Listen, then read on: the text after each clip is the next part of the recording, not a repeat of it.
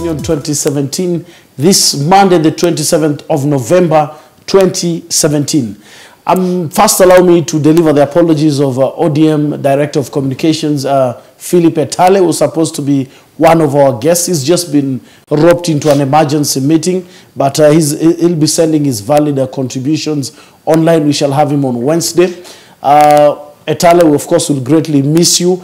I'm joined by Dabar Kado, who hails from Etale. He's a politician and also a businessman from the 2nd Central Business District of Nairobi, which is Etale. Kado, karibu. Thank you so much. Welcome. There is hue and cry about swearing in, and in particular the swearing in of His Excellency Raila Amolo Odinga.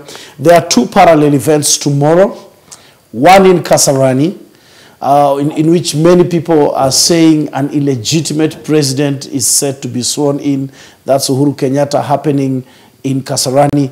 And there's a memorial service at the famous Jacaranda grounds, where the NASA leadership is expected to lead millions of Kenyans in mourning the unfortunate and untimely death of other Kenyans, especially at the hands of the police. And there begs the question, what would you expect to happen tomorrow at Jacaranda grounds? I think what's going to happen in Kasarani is pretty obvious. There's been an unfortunate preamble. The police commandant of Nairobi, Mr. Kome, did mention earlier that the Jacaranda meeting is illegal. I just want us to have a look at a copy of a letter that was sent to the police by lawyer Edwin Sifuna, notifying them of the meeting in Jacaranda for the avoidance of doubt that that meeting is very well founded within the Constitution, which just requires you to notify the police. Let's have a look at that letter.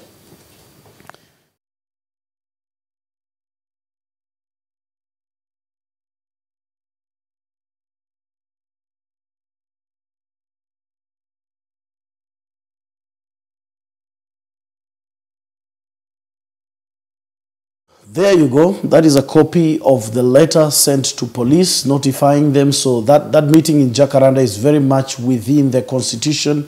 It is legal, and the conveners have every right to convene and for it to happen. Comments coming in. Wow. Hear this. Judith Mukoya, Jacaranda Pap. CA Flowers, resist. Willie Alex Mwindi, you're saying Nelson Mandela was incarcerated for 27 years in the liberation struggle. Why is Raila afraid of being jailed? Well, I'm not sure if Raila Odinga is afraid of being jailed. My record tells me he's the longest detainee in this country for over 9 years in detention.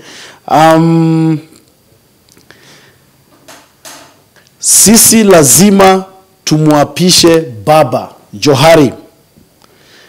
I'm just going to go through one last one. Patrick Majur Mukenson, swear in Rao. Ruth Nzilani, I packed my things yesterday, ready for the journey of Canaan na Baba. Mheshimiwa Kado, utakuwa Jacaranda Kasarani. And first of all, there's nothing. I want to thank Kenyans. Good evening. Yeah. Good afternoon. Good afternoon. Yes. There's nothing to celebrate or to cheer. Yes. Because we have lost our brothers and sisters, right, in this struggle. And tomorrow is a sad day for our country as we mourn our brothers who lost their lives. And I don't think so if there's anything that Kome can say about Jacaranda, but he said the meeting is illegal. I don't agree with him. The Constitution of Kenya is very clear, and there's freedom of assembly, freedom of speech, right, and freedom of association. And Mr. Japhet Kome is in charge of security of every Kenyan. His office is mandated, and he should provide security for both Kasarani and Jacaranda. And there is nothing called illegal. The law is just to notify the police. Right. Means it's just like you say, this glass belongs to me, I notify you. End of story. That is the end of story. So if there's nothing else, if the NASA coalition, through their letter, they have notified the area OSPD and the OCS, and they have given a copy to the Nairobi County boss, then I don't see the Jacaranda meeting is illegal. And every Kenyan has a right to associate where he wants. And we Kenyans right now, we are in a very sad moment, and I think even the president should come down and also accept that Kenyans have lost life through wrong killings. And when the people's president, engineer Raila Amolo Odinga, was coming to the country, it was not a secret coming. He came through, the police knew he was coming, and everybody knew. And it was the joy for Kenyans to welcome him, right, since he's a freedom fighter. So the police use excessive force, which is wrong. And tomorrow, inshallah, God willing, we'll be at Jacaranda. I personally will be there, among the Kenyans who have lost their lives. Did you say you'll personally be there? Yes, I personally. Okay, there's a question that is coming up. The police have listed some roads as red zones. One of those roads is Mombasa Road, Thika Road, Uhuru Highway, and I think even the museum interchange. The question is, what's in a swearing in that will lead you to gazette certain areas as red zones? Uhuru was sworn in 2013. Ni nini leo kubwa ambayo barabara zingine zinafungwa? And worse still, if you go back to 2007, the swearing in of Mwai Kibaki, it happened at night. I think there were a group of about 10 of 20 people. Nobody knows if he used the Bible or what, because, I mean, it was a bit too dark to see. Let's just have a look at the clip of Mwai Kibaki being sworn in 2007, and then we'll come back to this one of 2017, why roads have to be gazetted as red zones. Let's have that clip, please. Mimi Mwai Kibaki naapa kwamba nitatenda kazi zangu za uhalifu. Mimi Mwai Kibaki naapa kwamba nitatenda kazi zangu za uhalifu. Very well. There you go. That was a clip from the swearing in of Mwai Kibaki. I want to believe there was a slip of the tongue, because I think nilisikia akisema kazi zangu za uhalifu. You know, Kiswahili sometimes has its own problems. Sifikiri alimaanisha kazi zangu za uhalifu, lakini hiyo ndio ilikuwa swearing in ya Kibaki 2007, which I think even Uhuru attended, if I'm not wrong. Kwa nini this time waseme barabara fulani haipitiki? Kuna nini? I don't think so. Barabara zifungwe. Wamesema wanafunga Mombasa Road. I had the gazetted the close, yeah, but that is wrong totally. And Kenyans have right to access roads or to use that roads or and to have their works. It is not must that you attend Jacaranda or must you attend Kasarani. Yes. There is other issues. There is emergency. There is hospital issues. People have different. Biashara. These are the same guys who are telling Kenyans to go back to work. Mimi sioni haja kufunga barabara kwa sababu rais ndio anapishwa. Rais waliapishwa tangu Kenya ichukue huru. So it's not the first time. So that shows that it's a bit frustrated that we are going back to the dark days, whereby if certain things are happening, whereby we used to have in dark days that if a president is passing on the 5th road, whereby you are on the 1st road, you are supposed to clap hand until he passed the 5th road. We have moved. That days have gone. Kenyans have a new constitution. You have freedom to associate yourself where you want. You can go to Jacaranda. You can go to Kasarani. You can go to your job. There is no need of to close the road. The president has right to be close the road that he is using, not all roads. Let me just go through comments, then I come back to that issue of the roads. Kahindi, Raila is the president. Eric Ochilo, Mukiapisha, tunaapisha. Maureen, you're saying uhalifu, indeed. Well, I think that was a slip of the tongue. Anjes Mpendwa, unasema, people have died, let our heroes rest in peace. By accepting to be sworn in, don't you think about your international image? Think of poor Kenyans. Our relatives have died for this. It's important that we mourn them.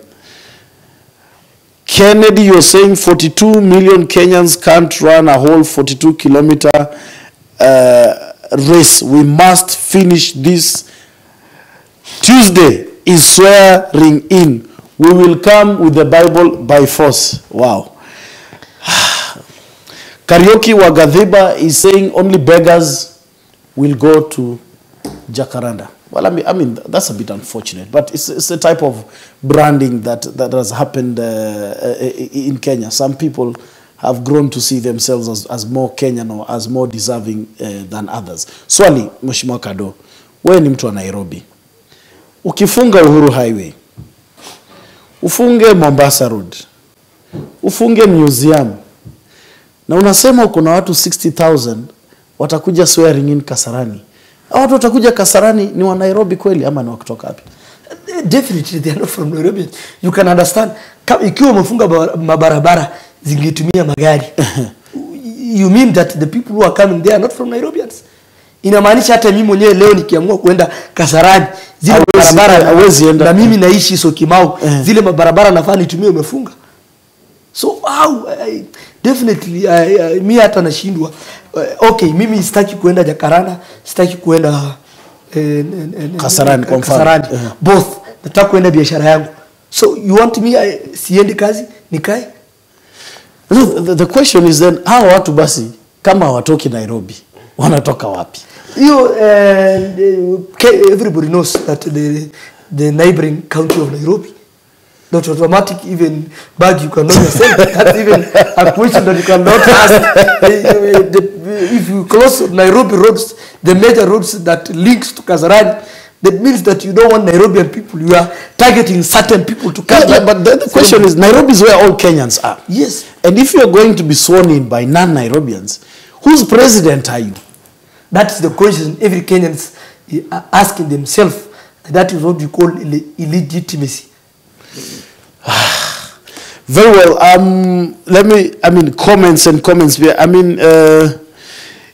Irene Kandi Mutindi, you're saying so sad to watch someone who did not win being sworn in. Why we need the people's president. Pete, you're saying Baba has done so much for us and sacrificed. We are behind him, always strong and united. Khalid Idi, you're saying this is the third stolen elections. Hundreds have been killed. And NASA is insisting on using kids' gloves. You cannot argue on constitutionalism with people who are ready to kill to maintain their stranglehold on power. Wow. Okay. Keep sending your comments. Are you going to Kasarani? Are you going to Jacaranda? In the meantime, I hasten to remind you that you can always support NASA TV to keep on bringing you all these updates and these live events, including tomorrow's in Jacaranda, by sending your contributions to Airtel Money on paybill number 555155. Now, let us go to the issue of Somali businesses. Where ni mwanabiashara Isili? The concentration camp. There was a time kulikuwa na concentration camp. And the people, it was very specific on the Somali community. Unfortunately, leaders from your own community, the dwellers of this world, were very quiet. It took one man called Raila Odinga to stand up for that community during that time. What is your take about what happened? What was really going on? First of all, I want to thank, on behalf of my community, His Excellency Engineer, the People's President, Dr. Raila Amolo Odinga. Okay, how many titles were those? Go a bit slow. You are a bit fast. And I want to thank on behalf of my community, yes, and His Excellency Engineer Dr. Raila Amolo Odinga for standing with the community during hard time that we needed support. And I remember when the People's President came from US, straight you go to Uhuru Park and straight he came to Isli. And he knew everything that was happening in Isli through social media. And he came to stand with us. He visited Kasarani. People were being tortured. People were being... even I can't remember. He's beaten. I feel very bit frustrated when I remember those things. But nini ilikuwa inaendelea? Kwa sababu kulikuwa na vita biashara. It was just like the competition business sabotage. And as you know, and we the Somali community and the business community in this league, we generate the 40% of the national Nairobi Revenue County, and the national government. And for example, in this scenario, like in Etale, in Nairobi, Etale, we have like 18 companies of cargo, right, which deliver, each cargo delivers up to 350 containers. So they in yearly we bring up to 5,800 containers. Of each per container, government will pay tax of 1.8 million in Mombasa. So we paid as a tax only the containers 22.8 billion. Right. So if only cargo's company paid 22.8 billion, I didn't add restaurant, I didn't add all those businesses, stock exchange, and banks, and businesses, others clothes, called hotels and lodgings, a lot of things. So in total, we almost generate in a year almost $500 billion. That's 500 billion. So we are supposed to get at least the highest concentration from the government, helping us through infrastructure, through electricity, everything. But we see we have been frustrated as people who don't have rights to this country. But back to the concentration camp, there were people whose families were taken and then they remain. Mbona nichukue bibi yako na watoto nipeleke Dabar na wewe ni kuache? Kama wewe ni Mkenya, bibi yako na watoto watakuwaje si wa Kenya? Automatically wanakuwa Mkenya. And the constitution of Kenya is very clear. You can become a citizen of this country by 3 reasons. You can become by birth, by naturalization, by marriage.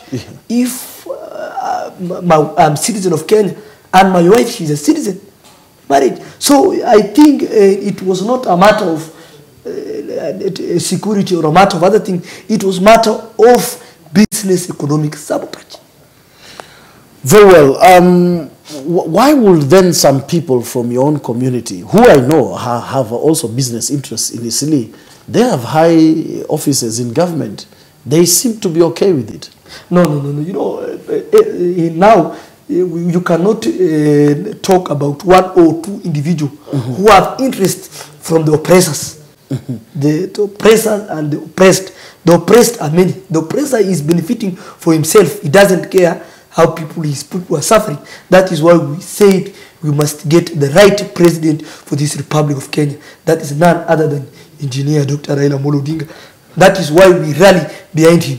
We knew, for example, in Etale, when Raila Odinga was Prime Minister, it was the person who initiated the beautiful road of First Avenue when Mheshimiwa George Alado was the mayor of Nairobi. Right. And everybody in Etale knew. And that is why we thank him and we have voted for him. That is why we really behind him. I'll just get back to you on that and also touch on Garissa politics, about Farah Maalim's election. I know he's your close friend. I really want to know what happened between Farah Maalim and Aden Duale. Anastasia Mthambi, I just want my president Raila Odinga sworn in tomorrow. Mamake Amina Abdul Malik, mimi kama mamake nitakam Jacaranda na Quran tukufu. Wow. Lilian Mwende, swearing our hero Baba now. Charles Ochieng, Jacaranda tunasija.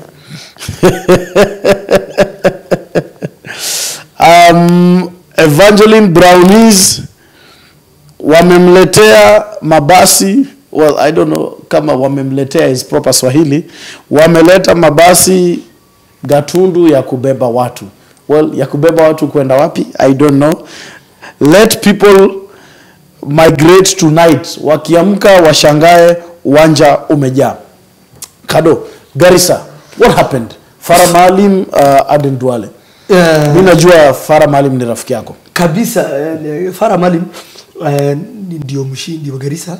Vile tunajua kifaranga vya kumpita zilikuwa kwa mahali mingi. And I'm very happy today that Webuye East has been nullified. The election was null and void. And the next will be Garissa Township. I had Farah's opponent saying in the TV he has many jobs to do. He requested the court not to nullify this election. But that is not an excuse. Who is Farah Maalim's main opponent? You know it was No, well, I don't know. I don't come from Garissa. He's the opponent of Farah Maalim, who is still Victor of Farah. Okay. Everybody knows. As we know, and this election of Garissa and a lot of counties there was a kifaranga vikupi. So unasema kuna uwezekano mkubwa tutarudia uchaguzi Garissa Township. Hiyo is 101%. Na tukirudia uchaguzi to poll then Garissa is must. That one automatic, you know. And I'm telling you, Baggy, for free, that far as the evidence that is brought to the court, that one is guaranteed that Garissa election will be null and void, and they're going back to the ballot. The people of Garissa have right to choose the leader they want. They don't want a selected leader. They want a leader they elected for themselves. But Duale is the majority leader in government. He's a powerful guy. I mean, does Farah have a chance? Yes, and you know, and there's nothing. I know there's intimidation through our courts, but and we know our case is strong. Farah's case is strong, and he's going to win. And I can assure you that Garissa people will going to elect their leader in the coming days. Very well. Farah Maalim, of course, your friend, we wish him all the best. Evans, you're saying, I will be there at Jacaranda. Tibim. Festus Irongo, you're saying, kunyweni damu ya makini kabisa na mapaybill. Well, that's Festus Irongo. Festus, we thank you for your contribution. I will just remind you that you can be civil about your comments. We don't have to agree. We can agree to agree or agree to disagree, but with civility. That is very important. Victor, you're saying, Uhuru, not my president, not my president. I repeat, not my president. There is an issue that has affected the Somali community. According to the constitution, where Badon Kijana, you're below 35, isn't it? Extrajudicial killings of Somali and Muslim youth. What is your take? It is very sad that we have lost a lot of young lives, young Kenyans, yes, who have a say, who have a contribution to this country. And as you know, this country, every Kenyan has right to live, and if a person commit a crime or he commit a sin, there is a law to be followed. Right. And up to now, we are very sad yes, that no one has been brought to court that he has done certain crime. And every day we lost young lives, young Kenyans who we lost them, and we don't know where they have gone. They are missing. And it's very sad for this country. And Baggy, I can assure you how many people I know that have lost. So ile nauliza, ukishikwa tu alafu na lost, how about the families? Is there, when the community goes to the police, what do the police say? You know, when you go to the police says that there is no one who is on this OB, no one has recorded.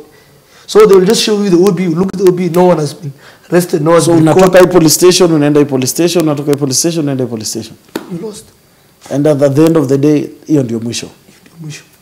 And up to now, no one has ever committed on it. Jerry JJ, you're saying, Uhuru, not my president. Fredericks, you're saying, let them do their Kasarani. We'll be praying for our departed heroes. Uhuru and his team must know that we do not need to request them to hold our prayers. Tom, you're saying, watching.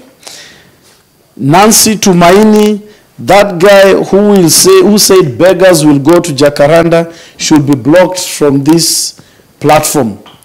If he's Jubilee supporter, why is he among the 50K? Why is he not among the 50K invited for kesho? Raila will be sworn in kesho au siku ingine, tukueni hapo hapo.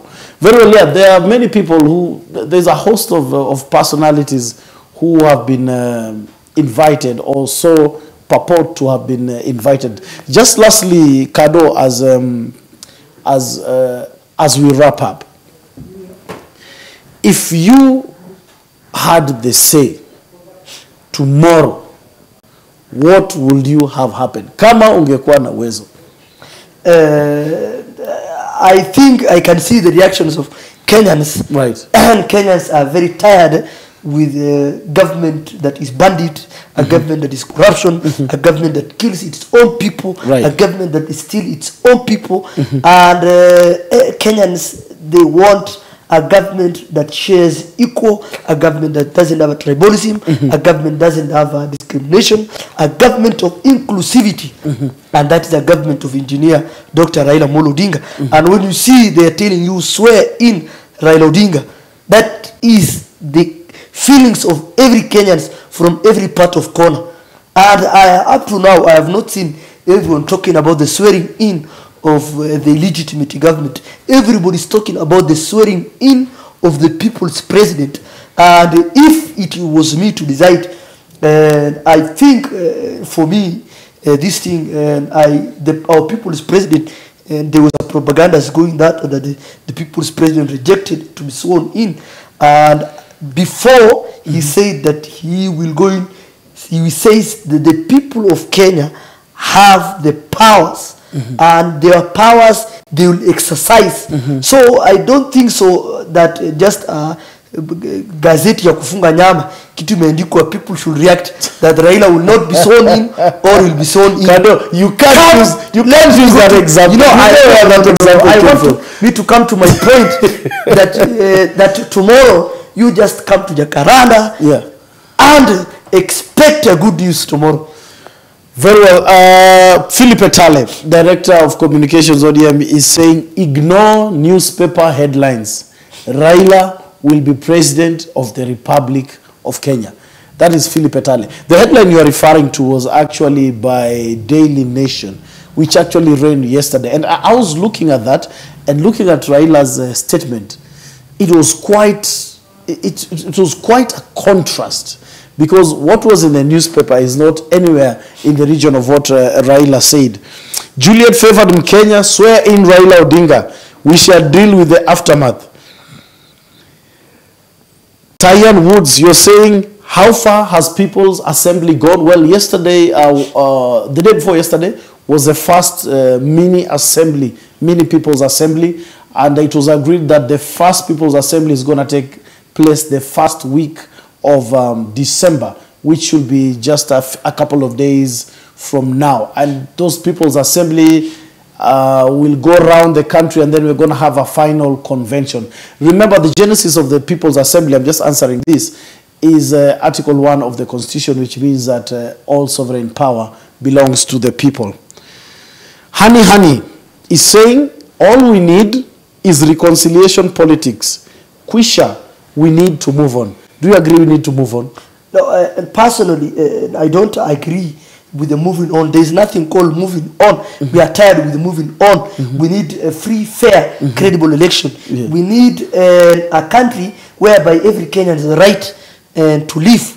We need a country whereby the people's choice is respected. We need a country whereby every person is respected. And we have seen in the last weeks or in the last month that there is a certain people thinks that they belong to this country more than the other people, and that is what we disagree. We need this country that an inclusivity, that a country whereby if I elected you, it is you, not other person, not any other person. Fred Yangao, you're saying Jacaranda Tuko by 6 a.m. Princess Emma Muruka, you're saying swear him now, Twasija. Jeff Murefu, I like the NASA media vibrance lately. Cheers, Baggy. Well, cheers to you too. You can support us by sending your contribution to Airtel Money on 555-155. Omonyo Maranga Simeon, from Rongai, we will come to swear in Raila Odinga. Honorable Edwin Nyamoya from Qatar, and I will be in Nairobi tomorrow. Karibu. Kado, we're just wrapping up. We have like about 3 minutes to go. I'm getting it from my director. Job Jackson, you're saying, I don't see any big deal. Why deny NASA a chance to assemble tomorrow? On Friday, you are in the entourage. What happened to your car? On Friday, it was sad, and I was very disappointed to see that the police used excessive force. And I was in the airport welcoming the people's president, engineer Dr. Raila Amolo Odinga.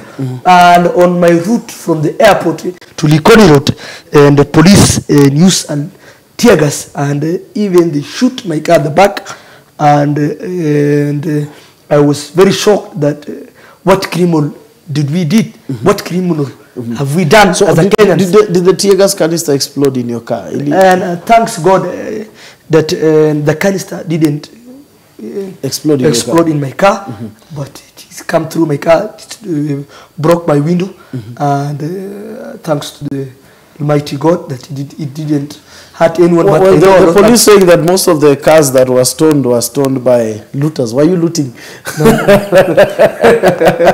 That is the wrong perception that some Kenyans were being lied to it. Yes. We believe that, and everybody sees, even in the live televisions, that the police were using even stones to throw public cars. Yeah. And I don't think so what I have done that my car should be broken, Yes. or what criminal did I have done. Okay. And personally, I didn't see the police even apologize to us. I was one of the victims, and the police didn't apologize me. Yeah, it's very unfortunate. I'm just going through the last comments. Ade Rota, why does Jubilee carry people from their strongholds to Kasarani? They know Nairobi sio yao. Well, I don't know how you knew this. Dennis Mochache, Jacaranda Pap. Ishmael Kakai, Raila will remain my president. Apana tambua kifaranga. Now, this is very serious. Edwin Wangila, please inform Baba tuko tayari kujikomboa kesho. Let him present himself accompanied by a judge. Katiba inaruhusu any judge to swear in a president. Well, Wangila, I thank you for your enthusiasm.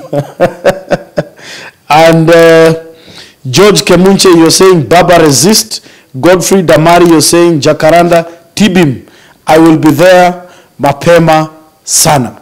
Kado, what do you have to say to the families za wale watu wameumia na watu wa NASA, vijana wa NASA? Unajua kuna wale wengine wanaogopa, wengine wanaona sasa okay, nikitumia lugha ya mtaa form ni gani? What would you say to encourage them?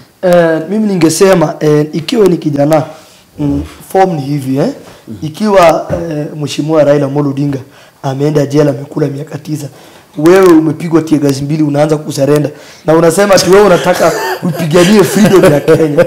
Sasa unapigania nini? Ati umepigwa tear gas ngapi? Tear gas 2 tu unasema sisi kama vijana, part of me and I want to urge young boys that this country belongs to us. Raila will live, we will live, and if today we don't stand for justice, then tomorrow we'll be oppressed more than this.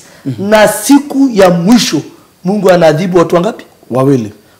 Yule ambaye ananyanyasa watu na yule anakubali kunyanyaswa. Yule ananyanyasa watu anaadhibiwa kwa sababu ya kunyanyasa watu, na yule ambaye anakubali kunyanyaswa yeye pia atadhibiwa kwa sababu anakubali kunyanyaswa.